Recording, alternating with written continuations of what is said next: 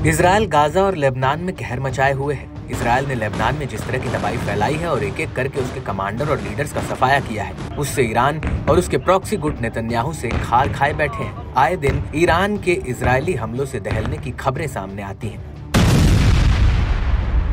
तो वहीं ईरान भी इजराइल पर हावी होने का एक भी मौका नहीं छोड़ता। दोनों ही देश एक दूसरे पर ताबड़तोड़ हमले कर रहे हैं।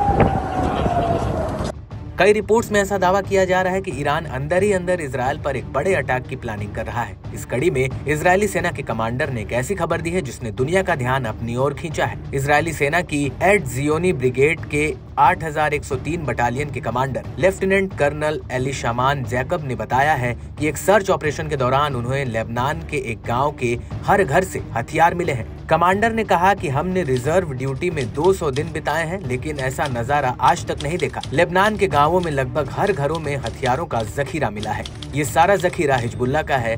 ऐसा लगता है कि हिजबुल्लाह आतंकी पिछले साल के 7 अक्टूबर वाले हमास के हमले की तरह ही हमले की साजिश कर रहे थे या तैयारी कर रहे थे।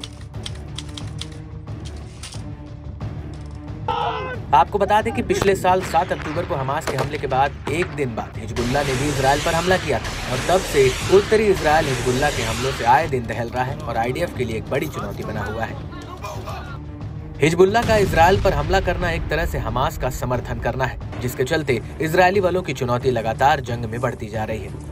लेबनान में मिले हथियारों के जखीरे से इजरायली बल हैरान है, क्योंकि जिस भारी मात्रा में हथियार मिले हैं उससे ये साफ है कि हिजबुल्लाह इजराइल पर एक बहुत बड़े हमले की प्लानिंग कर रहा था।